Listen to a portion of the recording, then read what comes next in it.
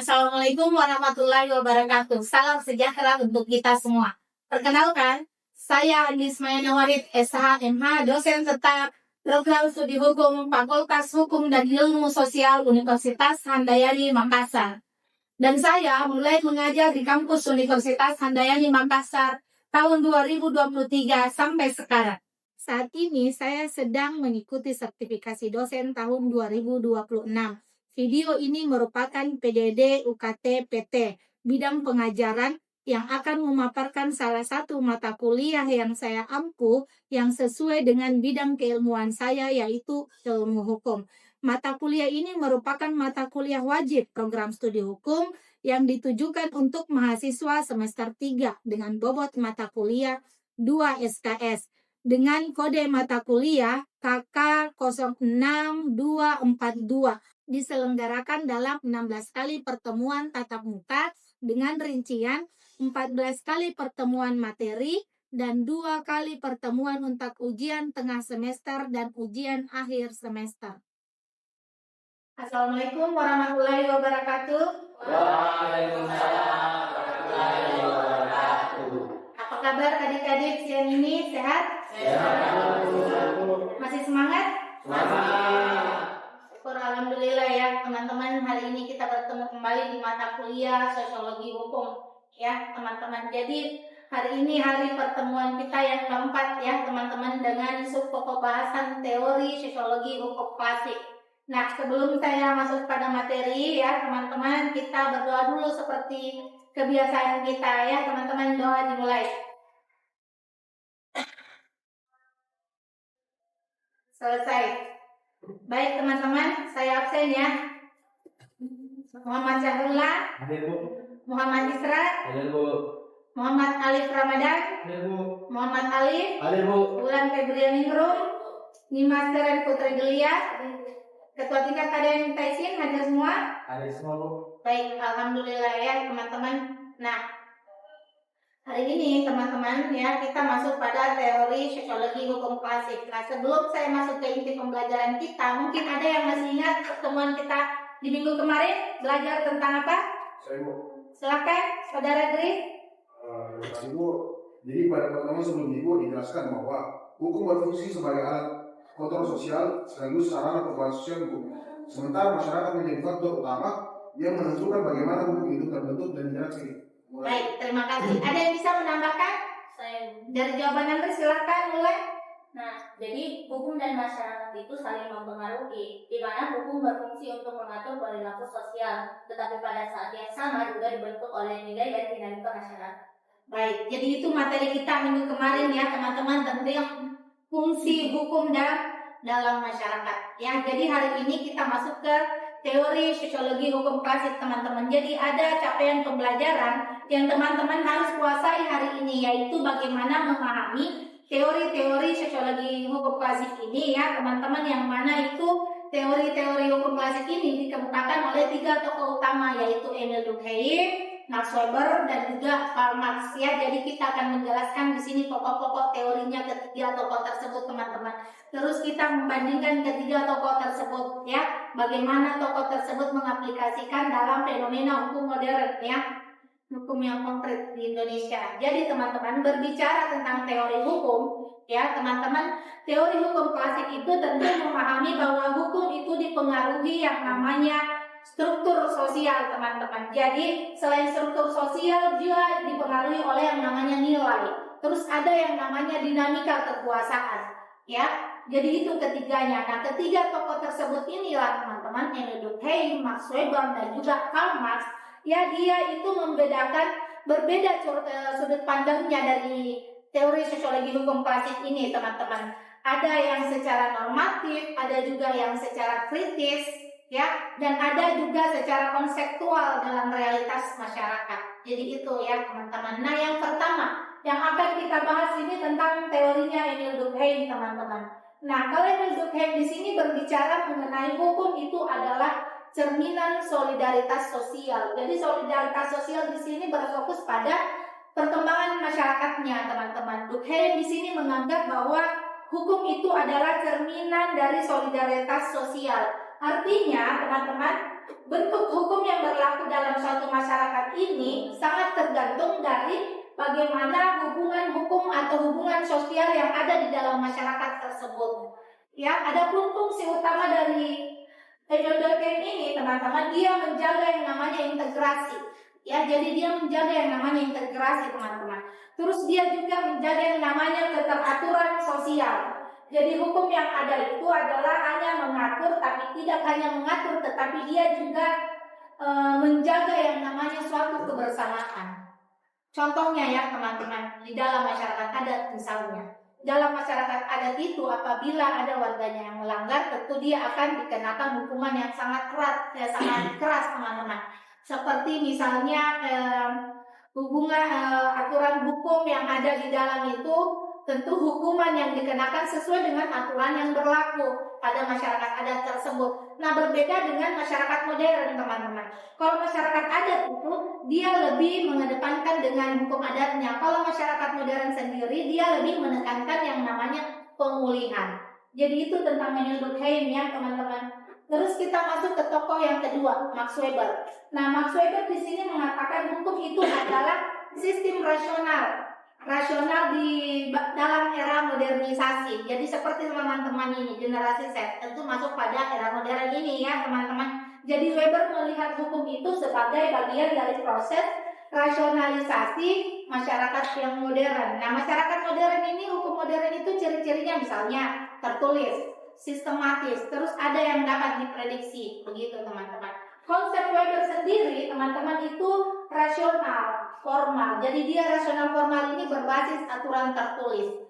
Terus ada yang namanya rasional substantif, dia berbasis yang namanya nilai, begitu. Terus perkembangan hukum teman-teman menuju hukum modern seperti sekarang. Jadi teman-teman, dalam prakteknya hukum itu tidak selalu sepenuhnya rasional, ya. Nah, pertanyaan saya di sini, apakah hukum yang ada sekarang masih sepenuhnya rasional atau masih dipengaruhi yang namanya suatu kepentingan? Ada yang bisa jawab nggak pertanyaan saya? Silakan, Terpon.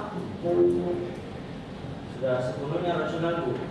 Karena sistem hukum saat ini sudah berjalan di asas-asas kedewasaan, berpikir logika dan keadilan objektif yang dimana telah menganut asas legalitas dan prinsip equality before the law, yang artinya setiap warga negara kedudukannya sama di mata hukum.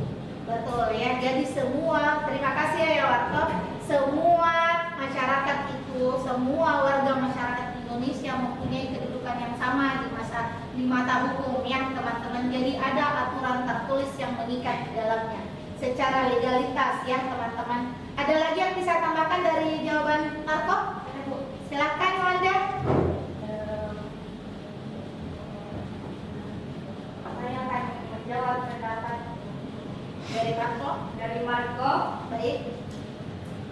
Hukum masih dipengaruhi oleh kepentingan, bahwa hukum dalam realitinya seringkali menjadi alat politik dan ekonomi kelompok tertentu. Jadi itu ya, menurut Wanda hukum itu dipengaruhi oleh yang namanya kepentingan teman-teman.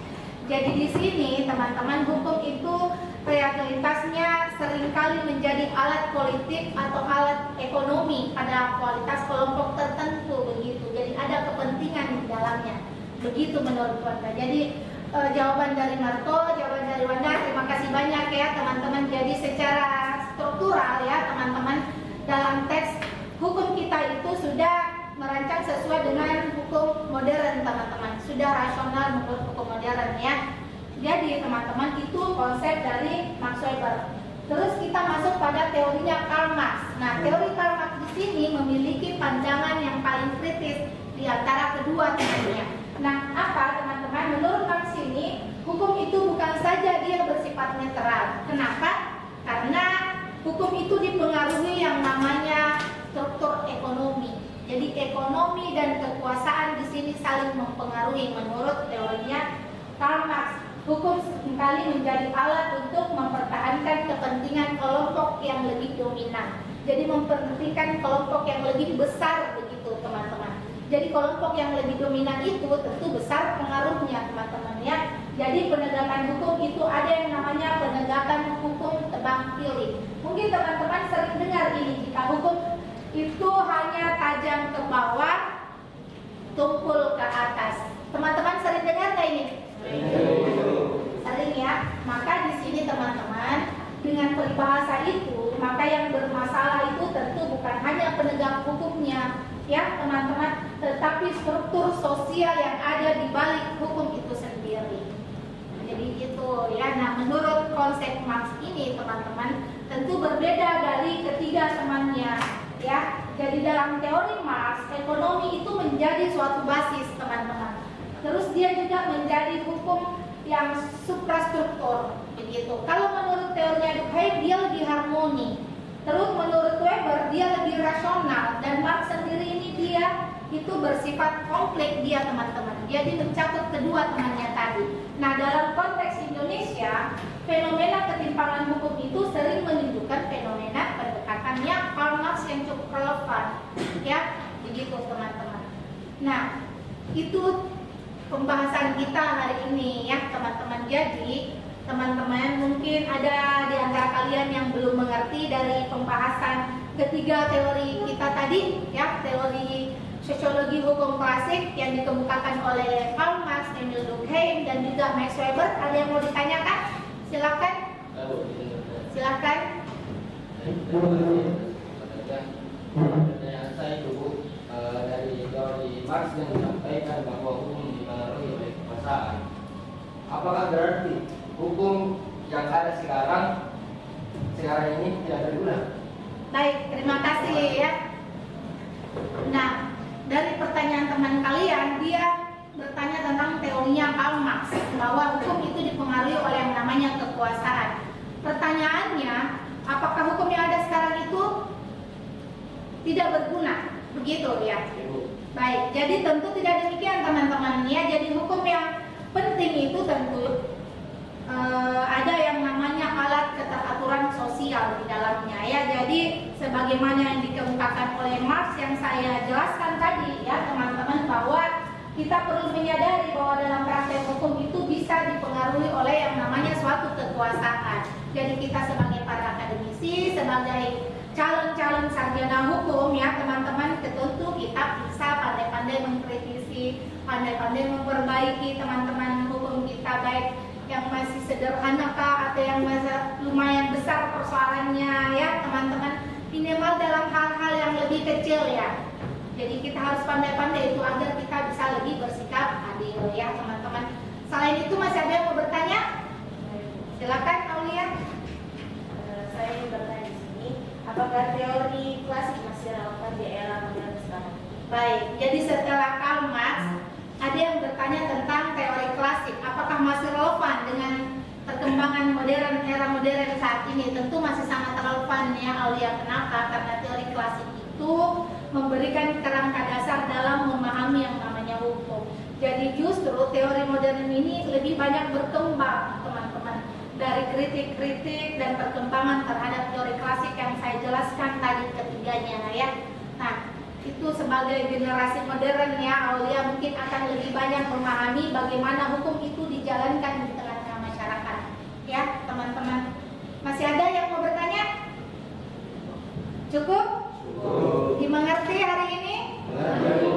Baik teman-teman, kalau begitu kita diskusi dulu ya teman-teman. Bisa dilihat di slide-nya. Nah, ini pertanyaan diskusi kita. Jadi saya akan bagi kelompoknya. Ini mungkin dari ini kelompok 1 ya teman-teman. Ini kelompok 2. Jadi ini soalnya ya teman-teman. Menurut teman-teman, kelompok teman-teman, hukum di Indonesia saat ini mencerminkan teorinya siapa? Apakah Emil Durkheim, Max Weber, atau Karl Marx? Silahkan dirembukan, saya kasih waktu 5 menit ya.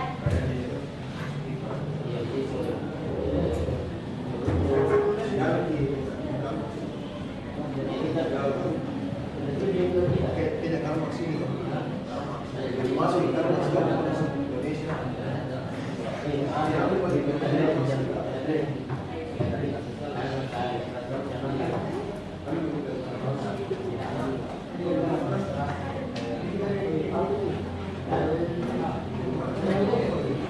Bagaimana? Sudah?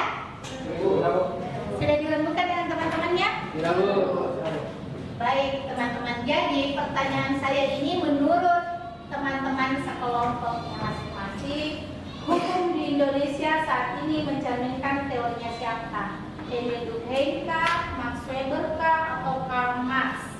Bisa yang mewakili kelompok 1? Saya mau dengar jawabannya. Silakan. Oke. Jadi Bu, hasil diskusi kelompok kami mengatakan bahwa teori Karl Marx tampak relevan ketika hukum dinilai lebih menguntungkan kelompok yang memiliki kekuasaan politik atau ekonomi. Misalnya dalam beberapa kasus, masyarakat menilai bahwa pelaku yang memiliki kekuatan ekonomi memperoleh perlakuan hukum yang lebih ringan dibanding masyarakat biasa. Nah, pandangan ini sejalan dengan teori Marx yang menyatakan bahwa hukum dapat menjadi alat untuk mempertahankan kepentingan kelas yang lebih berkuasa. Jadi itu ya teman-teman jawaban dari kelompok 1, dia lebih mengedepankan teorinya Karl Marx. Ya, begitu ya kelompok 1? Bagaimana kelompok 2? Apa berbeda dari kelompok 1 ini jawabannya? Siapa yang bisa mewakili? Silakan. Silakan. Jadi menurut kelompok saya Bu, hukum di Indonesia saat ini mencerminkan teorinya Emil Durkheim karena terlihat dalam berbagai peraturan yang bertujuan menjaga ketertiban, solidaritas sosial, dan integrasi masyarakat. Misalnya hukum pidana, hukum administrasi, maupun berbagai kebijakan publik dibuat untuk menciptakan keteraturan dan melindungi kepentingan bersama. Namun tingginya angka pelanggaran hukum dan rendahnya kepatuhan di beberapa sektor menunjukkan bahwa fungsi integratif hukum belum berjalan secara optimal. Baik ya, terima kasih kelompok 2. Dari jawaban kedua kelompok ini berbeda ya teman-teman. Kalau kelompok 1 mengedepankan teorinya Karl Marx. Terus kelompok 2 dia lebih mengedepankan ke Emil Durkheim ya teman-teman. Nah kalau kita lihat keduanya teman-teman, ini antara jawaban kelompok 1, jawaban kelompok 2 ini mencakup pada teorinya Max Weber teman-teman. Di sini Max Weber mencakup kedua teori tersebut ya teman-teman. Jadi dia dibangun atas dasar yang namanya sistem hukum modern. Begitu. Jadi ada yang berbasis aturan tertulis, birokrasi, dan juga prosedur hukumnya teman-teman. Akan tetapi dalam praktek penegakannya di sini dia masih terlihat mempengaruhi teorinya Karl Marx. Jadi terkait ketimpangan kekuasaan ya teman-teman. Jadi tujuan hukum yang dikemukakan oleh Durkheim seperti jawaban kelompok 2 itu menjaga yang namanya ketertiban sosial. Nah karena itu teman-teman, hukum yang ada di Indonesia ini dapat dipahami sebagai kombinasi ketiga teori tersebut, Karl Marx, Emil Durkheim, dan juga Max Weber ya. Begitu teman-teman. Jadi dalam praktek penegakan hukum, jadi teorinya Durkheim lah yang saling berpengaruh teman-teman. Jadi Durkheim di sini sebagai tujuan ideal yang ingin diwujudkan melalui suatu hukum. Karena kenapa dia mencakup kedua, ketiga jawaban teori tersebut, mencakup ketiganya ya teman-teman. Jadi itu teman-teman ya pembahasan kita hari ini. Mudah-mudahan apa yang saya sampaikan hari ini teman-teman bisa mengerti, bisa pahami ya. Sudah dipahami materi kita hari ini teman-teman? Ya mudah-mudahan bisa dipahami semuanya ya teman-teman. Jadi teman-teman kesimpulan hari ini yang kita pelajari tentang teori sosiologi hukum klasik ya teman-teman. Jadi Durkheim mengajarkan kita, Emil Durkheim mengajarkan kita tentang yang namanya integrasi teman-teman. Max Weber sendiri mengajarkan kita tentang yang namanya rasionalitas. Dan Max Weber sendiri mengajarkan kita yang namanya suatu kekuasaan. Ya, teman-teman, jadi hukum yang baik itu teman-teman bukan hanya yang tertulis dan benar, ya, tetapi yang dirasakan adil oleh masyarakat kita semua, gitu ya, teman-teman. Jadi dengan demikian teman-teman memahami hukum secara sosiologi itu tentu menjadi sangat penting. Ya, teman-teman, agar kita tidak hanya melihat hukum itu sebagai aturan semata, ya, tetapi dia juga sebagai realitas sosial. Begitu ya, teman-teman. Jadi, teman-teman, apa yang saya sampaikan ini tentang teori sosiologi hukum klasik, mudah-mudahan teman-teman bisa pahami ya. Sebelum saya menutup perkuliahan kita hari ini, saya akan beri tugas ya, teman-teman. Tugas individu untuk dikumpulkan minggu depan ya, silakan dicatat tugasnya. Tugasnya yaitu membuat esai tentang analisis pemikiran teori sosiologi hukum klasik terhadap fenomena hukum di Indonesia. Jadi itu ya teman-teman tugasnya. Jadi nanti dikumpul minggu depan ya teman-teman. Jadi masih ada banyak waktu sesuai dengan waktu perkuliahan kita ya minggu depan. Jadi dikumpul minggu depan ya teman-teman. Nah untuk hari ini teman-teman ya untuk materi sosiologi hukum klasik yang saya sampaikan mungkin cukup sekian ya teman-teman. Mohon maaf atas segala kekurangan ya. Wabillahi taufiq wal hidayah. Assalamualaikum warahmatullahi wabarakatuh.